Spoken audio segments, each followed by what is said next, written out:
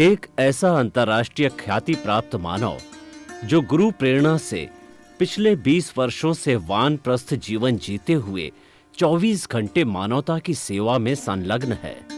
एक ऐसा मानव जो अभी राष्ट्रीय, अंतर्राष्ट्रीय टीवी चैनलों पर 7,500 एपिसोड के माध्यम से सनातन सत्य, आत्मविज्ञान एवं पुनरुत्थान, व्यवहार एवं निश्चय जगत के जीवनोपयोगी विषयों पर हृदय स्पर्शी प्रवचन कर चुका है।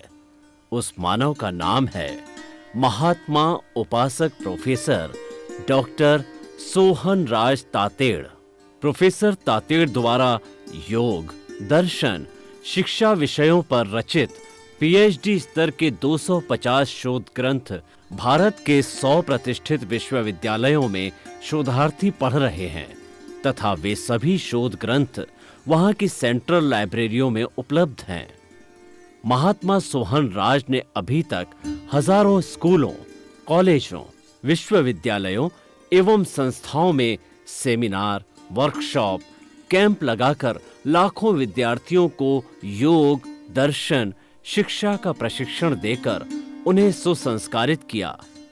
डॉक्टर तातेड़ ने भारतीय संस्कृति उत्थान के 4,000 से अधिक समसामयिक विषयों पर आर्टिकल लिखकर ऑनलाइन जर्नल, पत्रिकाओं, वेबसाइट्स पर प्रकाशित किया, जिसका उपयोग लाखों पाठक कर रहे हैं।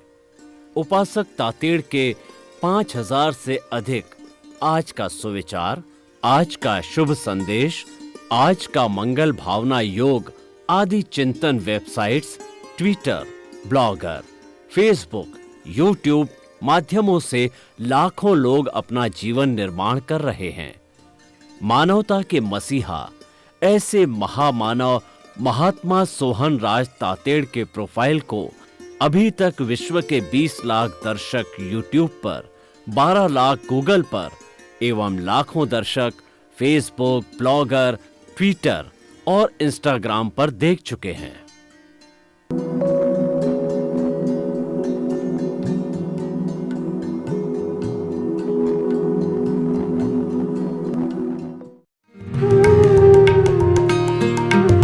आइए, सुनिए, देखिए, समझिए सनातन सत्य। जैसी दृष्टि वैसी सृष्टि, दृष्टि विज्ञान। कुदरत, कुदरती रचना एवं कुदरत के कानून से शाश्वत सुख की प्राप्ति। जोधपुर के परम पूज्य महात्मा उपासक प्रोफेसर डॉक्टर सोहन राज तातेड़ के निर्देशन में सनातन सत्य। जैसी दृष्टि वैसी सृष्टि, दृष्टि विज्ञान।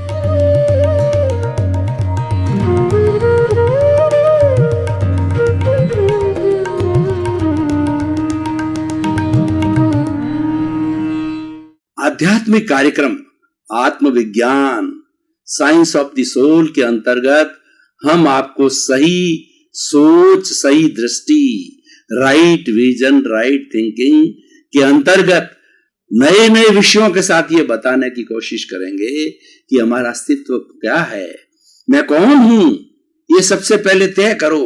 ये तय होने के बाद ही हमारे जीवन का अस्तित्व होगा और हमारा जीवन सार्थक होगा।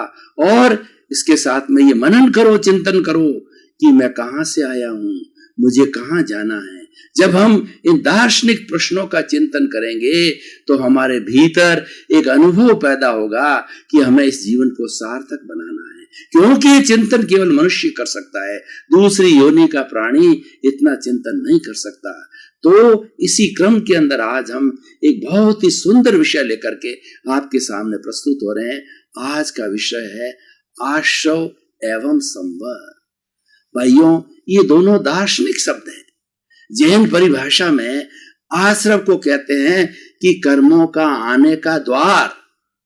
हाँ, किसी कमरे में जाते हैं या किसी मकान में जाते हैं, उसका द्वार होता है। द्वार के बिना हम कैसे घुस सकते हैं?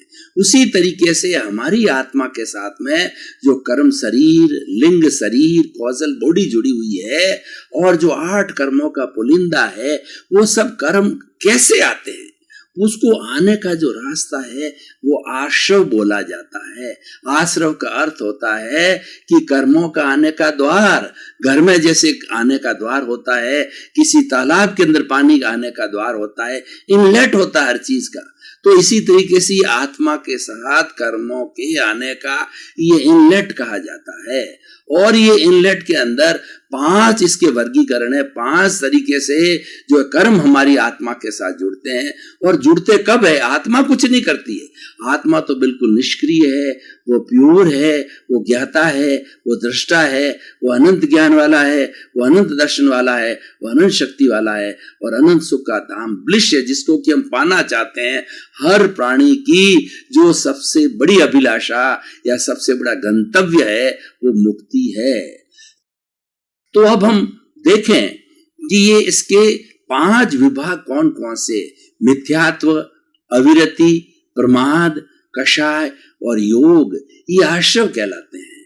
मिथ्यात्व का अर्थ होता है रॉन्ग बिलीफ, गलत सोच, सत्य को असत्य समझना, साधु को असाधु समझना, जीव को अजीव समझना, मुक्त को अमुक्त समझना, इस तरीके जो सच्चाई है उसको नकारना और झूठ को स्वीकारना है, ये मिथ्यात्व है, ये रॉन्ग बिलीफ है, ये मिथ्या दर्शन है। इसी कारण व्यक्ति जो है 84 लाख जीवा योनि में भटकता रहता है।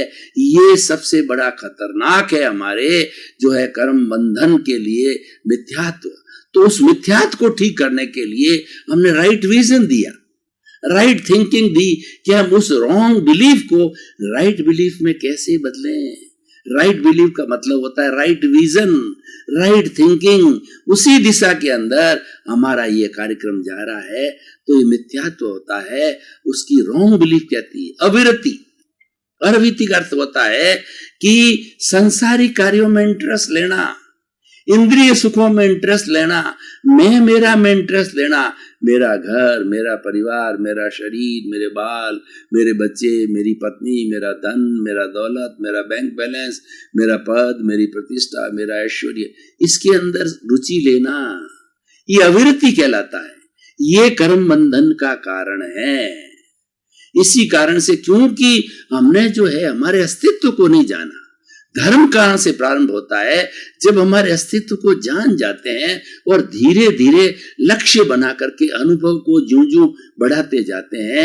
जैसे कि बच्चा अपने स्कूल के अंदर हाई परसेंटेज लाता है, 97, 90, 100% लाता है, तो 100% वाला वो फर्स्ट गिना जाता है। उसी तरीके से हमारे सबसे पहले अस्तित्व की जानकारी करना वो सम्यक दर्शन है। अस्तित्व की जानकारी करने के बाद में जागृति करना, लक्ष्य बनाना। 24 आवर्स में हमें अपने अस्तित्व की जानकारी रहनी चाहिए, कभी भूल नहीं पड़नी चाहिए। और जो मिथ्या दर्शन हमारा शरीर है, जो संसार का खाता है, उसके अंदर हम नहीं जाते तो धीरे धीरे अनुभव बढ़ के वो मुक्ति की ओर जाता है। तो अविरति, मिथ्यात्व, अविरति, प्रमाद। प्रमाद का मतलब आलस्य, बोलचाल की भाषा में आलस्य कहते हैं। आलस्य किस चीज का? कि मंदिर जाने की बात आती है, ईश्वर प्राणिधान की बात आती है, प्रभु की भक्ति करने की बात आती है, भजन करने की बात आती है, अच्छे अच्छे सूत्रों को चैंट करने की बात आती है, और कितनी तरह के तपस्या के अनेक अनेक भेद है जो कि हमारी आत्मा से जुड़े हुए हैं। आत्मा की शुद्धि करने का जब आलस्य आता है, आत्मा के खाते में जाने का तो आलस्य आता है और शरीर के खाते में तुरंत चला जाता है। वो तो 24 रहता ही, उसके लिए कोई अभ्यास करने की जरूरत ही नहीं है, वो तो ऑलरेडी सीख के आता है मां के पेट से।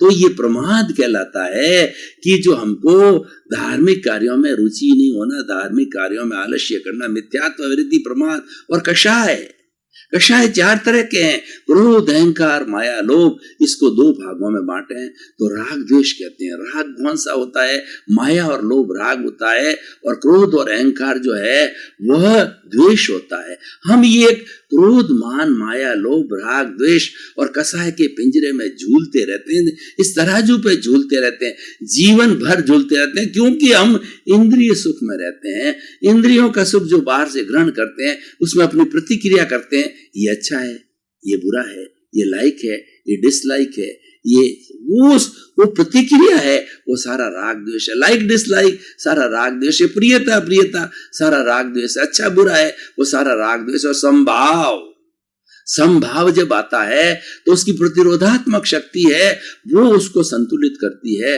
तो मिथ्यात्व, अवृत्ति, प्रमाद और कषाय, ये कषाय हमारे भीतर पड़ा है, और ये कषाय ये बाहर से जो है अपना सजातीय कषाय को जो है वो तान कर लाता है। आत्मा उसमें कुछ नहीं करती, आत्मा की तो केवल हाजिरी है, उसका साक्ष्य है, उसकी प्रेजेंस है। क्योंकि आत्मा नहीं है तो बॉडी तो मृत हो जाएगी, बॉडी तो जो है वो एक तरीके से शव बन जाएगा, डेड बॉडी हो जाएगी। इसीलिए आत्मा की साक्षी से ही सारा काम होता है, लेकिन आत्मा कुछ नहीं कराती।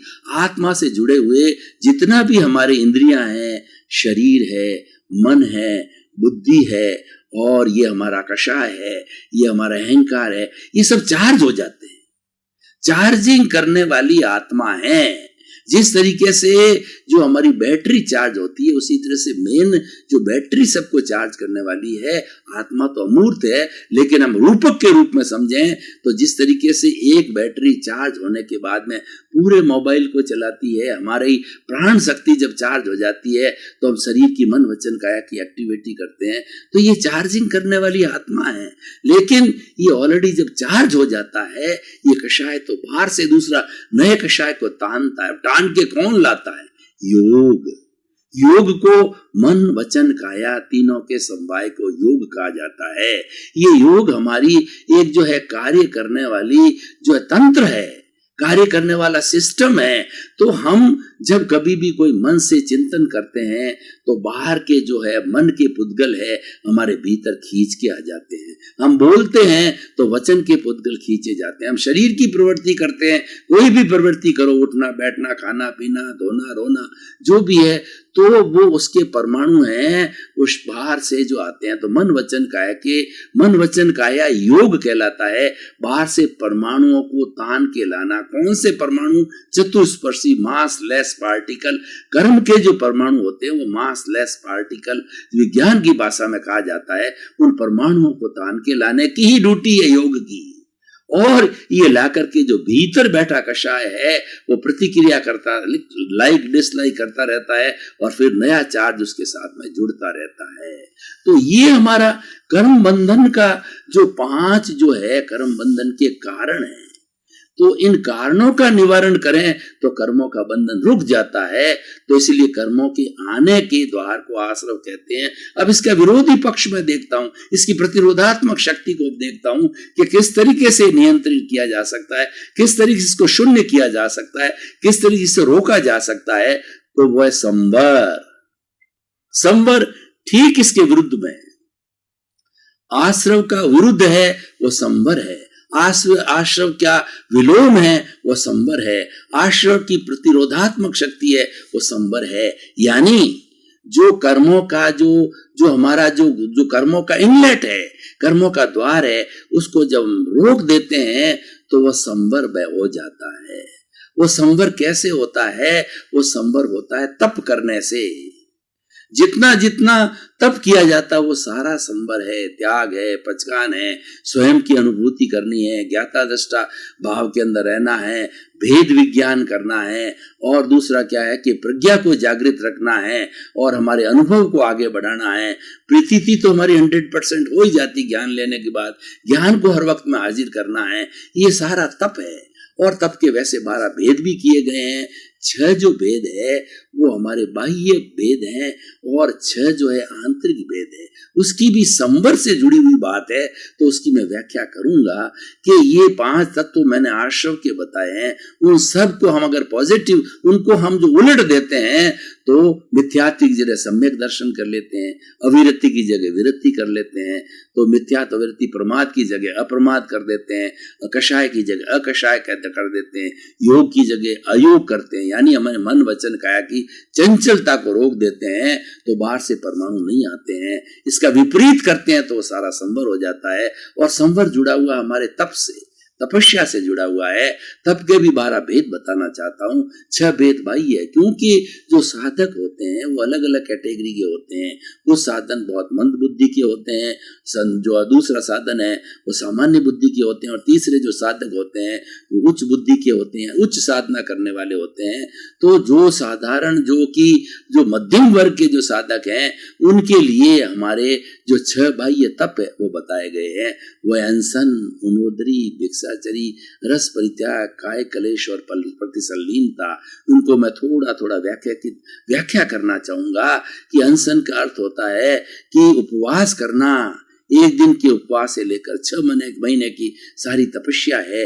यानी इस बॉडी को भोजन को रोक देना, भोजन देना रोक देना, ताकि उसका भीतर का मल है उसकी शुद्धि होती रहे, और अंदर मल नहीं होगा, अंदर भोजन नहीं चलेगा तो हमारी जो है वो बुद्धि है वो संतुलित रहेगी, प्रज्ञा जागृत रहेगी, और हम अपने अस्तित्व में रहेंगे, हम ज्ञाता दृष्टा भाव में रहेंगे। तो ये हमारा जो है वो हो गया कि अनशन। उन्नोदरी का अर्थ होता है हम भोजन करने बैठते हैं तो भोजन हित मित और रित होना चाहिए। तो उन्नोदरी का अर्थ है कि सामने जितने हमारे भोजन के पदार्थ पड़े हैं उसकी सीमा करो। ये सारा तप है, सीमाकरण का है। तप का अर्थ है संयम करना, लिमिटेशन करना। तो जो है उस द्रव्यों के अंदर से हमारे सामने 50 द्रव्य पड़े हैं, उसमें से 5 लेना, 7 लेना जो रुचिकर होते हैं, क्योंकि पेट उससे भी भर जाता। हमें ये समझना चाहिए कि भोजन हमारे लिए, हम भोजन के लिए नहीं है। ये भोजन तो जो हमारा ये शरीर माध्यम खलु धर्म साधनम है, शरीर जो धर्म की साधना करता है उसको जीवित रखने के लिए हम भोजन करते हैं। भोजन जो है हम अपनी इन हमारे जो है वर्षनेन्द्रिय की जो है तृप्ति के लिए या टेस्ट के लिए नहीं करते हैं। तो ये हमें समझने की बात होता है। तो ये अनशन, उनोदरी, भिक्षाचरी। अनशन, उनोदरी मतलब जो भूख से कम लेना, और भिक्षाचरी का अर्थ होता है कि हमारे सामने बहुत से द्रव्य पड़े हुए होते हैं, जो जैसे कि साधु लोग होते हैं घर घर जाके थोड़ा थोड़ा भिक्षा ग्रहण करते हैं, और जो लोग गृहस्थी लोग होते हैं उनको सब सुविधाएं होती है, उनके सामने बहुत से जो द्रव्य होते हैं खाने के, उसमें से लिमिटेशन करना, कम लेना। क्योंकि कम लेने से क्या होगा कि आपस के अंदर कोई विरोधी स्वभाव के अगर ज्यादा लेंगे तो मिल जाएंगे तो गैस बन जाएगी, गैस बनने से जो है हमें विकृति आ जाएगी, उल्टी आ जाएगी, आफरा चढ़ जाएगा, तो वो संतुलित भोजन नहीं होगा। तो इसीलिए भिक्षाचरी, जो इसीलिए अनशन, उनोदरी, भिक्षाचरी, रस परित्याग। 6 तरह के रस होते हैं। 6 तरह के रस कौन से होते हैं? दूध, दही, घी, तेल और मिष्टान, जो कि हमारा कढ़ाई विगय, कढ़ाई से मिलता है। और एक होता है हमारा मधु, जो हमारा जो है ये शहद कहलाती है। ये क्या होते हैं कि ये बल पैदा करते हैं, मादकता लाते हैं शरीर के अंदर उफान लाते हैं। तो इनका हम अगर कम उपयोग करें तो हमारा शरीर जो है वो मादकता के अंदर नहीं जाएगा। वो जो है वो उसके अंदर किसी तरह का जो है वो दूषित भावना, दूषित विचार नहीं आएंगे, अब्रह्मचर्य की बात नहीं आएगी। तो उसके लिए जो है हमें इन 6 में से 1 को, 2 को, 3 को, 4 को, 5 को छोड़ना चाहिए। उसको छोड़ने का नाम तपस्या है, छोड़ने का नाम त्याग है, वो तप कहलाता है। वो सारा संवर से जुड़ा हुआ है, और जहां जहां पर संवर होता है निश्चित रूप से निर्जरा होती है, और जहां जहां पर संवर होता है निश्चित तौर से निर्जरा का मतलब कर्म जड़ते हैं। तो इसीलिए संवर करते ही हमारे कर्म जड़ने चालू हो जाते हैं, और हमारा मुख्य लक्ष्य भी यही है कि इस संपूर्ण कर्म, शरीर के कर्मों को झाड़ करके इसकी शुद्धि करना होता है। तो अनशन, उनोदरी, भिक्षाचरी, रस परित्याग, काय कलेश, आसन करना। आसन करने से क्या होगा कि हमारे जितने भी मसल्स हैं वो मुलायम रहेंगे, हमारे शरीर, हाथ पांव मुलायम रहेंगे। तो हमारे शरीर में जब अकड़न जकड़न, तनाव, स्ट्रेस, स्ट्रेन नहीं होगा तो हमारे विचार शुद्ध रहेंगे। ये विचारों के अंदर नेगेटिव विचार आने में स्ट्रेस, स्ट्रेन और तनाव का बहुत बड़ा भाग है, डिप्रेशन वगैरह का। तो इसको हमें जो है नियंत्रण करना है। काय कलेश, तो अनशन, उनोदरी, भिक्षाचरी, रस परित्याग, काय कलेश और प्रतिसल्लीनता। प्रतिसल्लीन का अर्थ होता है कि हमारी इंद्रियां बाहर की ओर जाती है। कोई अच्छी वस्तु देखी तो मन में आता है खा लूं, अच्छा रूप आता है तो भोग लूं, अच्छा गाना आता है तो भोगने लग जाता है। तो इसीलिए ये जो इंद्रियां बाहर जा रही है उनको भीतर की ओर खींचना, उनको प्रतिसल्लीनता कहते हैं। कि इंद्रियां अच्छी कब होती है? जैसी आंख अच्छी हुआ है जो प्रभु को देखे, जिन बिंब को देखे, और कान अच्छा कौन सा है जो भगवान के भजन सुने, और वाणी कौन सी अच्छी है जो प्रभु की भक्ति करे, प्रभु के भजन गाए, प्रभु की चांटिंग करे। तो इस तरीके से और हमारी स्पर्श इंद्रिय कौन सी अच्छी है, प्रभु की सेवा करे, साधु संतों की सेवा करे, ज्ञानियों की सेवा करे। तो उसको हम भीतर की ओर मोड़ते हैं, उसका नाम प्रतिसल्लीनता है। तो ये बाह्य जो है हमारे 6 तरह के तप जो है, सामान्य और मध्यम जो वर्ग के साधक है उनके लिए बताएं। उच्च वर्ग के साधक होते हैं, उच्च साधना करना चाहते हैं, वो जंप मारना चाहते हैं और वो जल्दी मोक्ष जाना चाहते हैं, उसके लिए भीतर की साधना है। जो भीतर का संसार है वो आत्मा का संसार है, प्रभु का संसार है, भीतर प्रभु बैठा है, और उस प्रभु का जो अस्तित्व की जानकारी करना, ये सबसे बड़ा तप है। सबसे बड़ा तप क्या है कि अपने स्वरूप की जानकारी करना, निज स्वरूप के अंदर रहना, ज्ञाता दृष्टा भाव में रहना, ये सबसे बड़ा तप है। लेकिन हर व्यक्ति के ये समझ में आने वाली बात नहीं होती, क्योंकि हर एक की बुद्धि अलग अलग होती है, और कोई व्यक्ति इतना पहुंचा हुआ साधक, ये तो बहुत उच्च स्तर की बात होती है, इतना पहुंचा हुआ साधक हर व्यक्ति साधक हो नहीं सकता। तो हम अब चलते हैं अंदर के तप की ओर। प्रायश्चित। प्रायश्चित का अर्थ होता है कि हमने अगर किसी को दुख दिया है, किसी को कष्ट दिया है, किसी को बुरा भला कहा है, किसी को गाली बोली है, किसी की निंदा की, 18 तरह के दोष हमने किसी को दिए है, तो उसका जो हमें जो है प्रायश्चित करना, हमें शुद्ध हृदय से जो है क्षमा मांगना उससे कि मैंने जो है गलत कार्य कर दिया, नहीं किया जाना चाहिए था, क्योंकि जो चीज मुझे पसंद नहीं है वो आपको भी पसंद नहीं होगी, लेकिन फिर भी मैंने गाली दे दी। ये प्रायश्चित है, ये भीतर होता है। और विनय, विनय जो है सब गुणों की खान होती है, चाहे छोटा हो चाहे बड़ा हो, अपने आप को विनयशील बनना। और जब व्यक्ति विनयशील बनता है, उसका अहंकार नीचे आ जाता है। अहंकार का जो पारा है व्यक्ति को उद्दंड बनाता है, व्यक्ति को कर्मों को सबसे बड़ा बांधने वाला अहंकार है, भटकाने वाला अहंकार है। अहंकार एक नाग है जो फुफकार का रहता है, जहरीला नाग है, सब दुनिया के अंदर कुकृत करने वाला ये अहंकार। उसके साथ में क्रोध, मान और जो है वो जो क्रोध और लोभ वगैरह भी जुड़े हुए रहते हैं, माया भी जुड़ी हुई रहती है, चंडाल चौकड़ी है, और इस अहंकार उसका जो है लीडर है। तो हम ये बात कर रहे थे विनय। विनय सब गुणों की खान है, हरे के प्रति जो अच्छे भाव रखना, 84 लाख जीवा योनि प्राणियों को अपने समान समझना, एक तराजू पे सबको तोलना, ये सबसे बड़ी विनय है। किसी के प्रति जो है दूषित भावना नहीं रखना, किसी को दोषित नहीं रखना, सबके प्रति मंगल की भावना करना, सबके प्रति सुख की भावना करना, सबके प्रति कल्याण की भावना करना, ये जो है ये विनय है। प्रायश्चित, प्रायश्चित विनय। वैयावृत्य, वैयावृत्य ज्ञानी पुरुष है, तीर्थंकर है, सिद्ध सिद्ध भगवान है, और जो है साधु है, आचार्य है, ज्ञानी पुरुष है, उन सब की सेवा करना, उनकी सेवा करने का एक अलग विषय है, अलग अलग है। तो उसके लिए जो है वो 9 तरह से उनकी सेवा की जा सकती है। अन्न पुण्य, पान पुण्य, लयन पुण्य, शयन पुण्य, मन पुण्य, वचन पुण्य, काय पुण्य, नमस्कार पुण्य। इस तरीके से हम उनको कोई भी सुविधा उनके शरीर की या उनके मन की तृप्ति की, यानी उनको हम आदर सत्कार देते हैं, वो वैयाव्रत कहलाता है।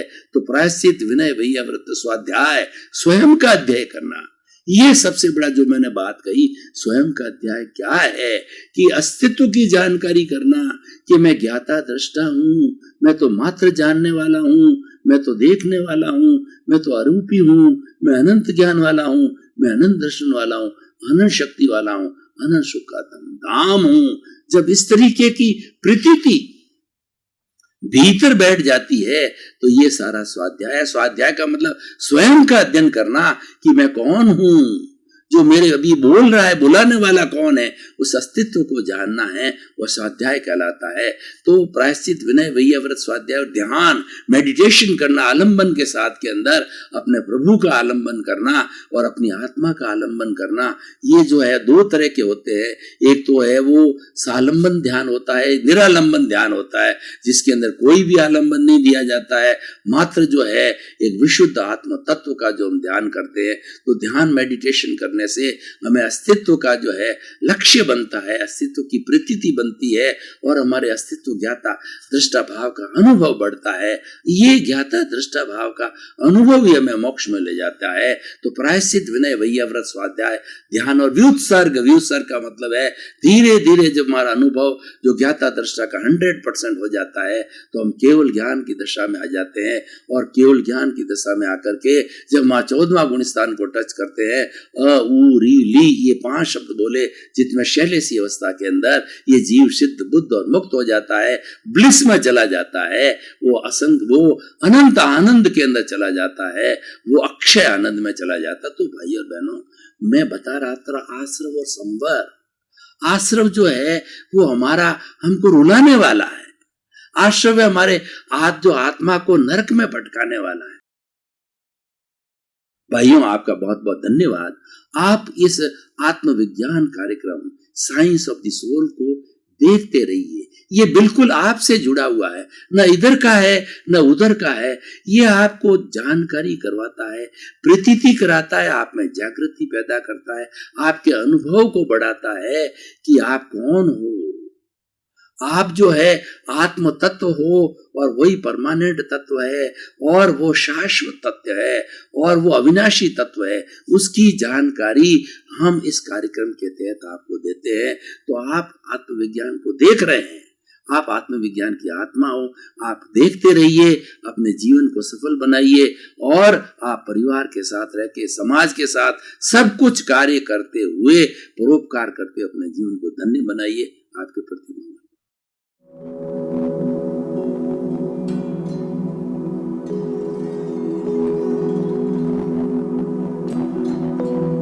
एक ऐसा अंतर्राष्ट्रीय ख्याति प्राप्त मानव जो गुरु प्रेरणा से पिछले 20 वर्षों से वानप्रस्थ जीवन जीते हुए 24 घंटे मानवता की सेवा में संलग्न है। एक ऐसा मानव जो अभी राष्ट्रीय, अंतर्राष्ट्रीय टीवी चैनलों पर 7,500 एपिसोड के माध्यम से सनातन सत्य, आत्मविज्ञान एवं पुनरुत्थान, व्यवहार एवं निश्चय जगत के जीवनोपयोगी विषयों पर हृदय स्पर्शी प्रवचन कर चुका है। उस मानव का नाम है महात्मा उपासक प्रोफेसर डॉक्टर सोहन राज तातेड़। प्रोफेसर तातेड़ द्वारा योग, दर्शन, शिक्षा विषयों पर रचित पीएचडी स्तर के 250 शोध ग्रंथ भारत के 100 प्रतिष्ठित विश्वविद्यालयों में शोधार्थी पढ़ रहे हैं तथा वे सभी शोध ग्रंथ वहां की सेंट्रल लाइब्रेरियों में उपलब्ध हैं। महात्मा सोहन राज ने अभी तक हजारों स्कूलों, कॉलेजों, विश्वविद्यालयों एवं संस्थाओं में सेमिनार, वर्कशॉप, कैंप लगाकर लाखों विद्यार्थियों को योग, दर्शन, शिक्षा का प्रशिक्षण देकर उन्हें सुसंस्कारित किया। डॉक्टर तातेड़ ने भारतीय संस्कृति उत्थान के 4000 से अधिक समसामयिक विषयों पर आर्टिकल लिखकर ऑनलाइन जर्नल, पत्रिकाओं, वेबसाइट्स पर प्रकाशित किया, जिसका उपयोग लाखों पाठक कर रहे हैं। उपासक तातेड़ के 5000 से अधिक आज का सुविचार, आज का शुभ संदेश, आज का मंगल भावना योग आदि चिंतन websites, Twitter, blogger, Facebook, YouTube माध्यमों से लाखों लोग अपना जीवन निर्माण कर रहे हैं। मानवता के मसीहा ऐसे महामानव महात्मा सोहन राज तातेड़ के प्रोफाइल को अभी तक विश्व के 20 लाख दर्शक यूट्यूब पर, 12 लाख गूगल पर एवं लाखों दर्शक फेसबुक, ब्लॉगर, ट्विटर और इंस्टाग्राम पर देख चुके हैं।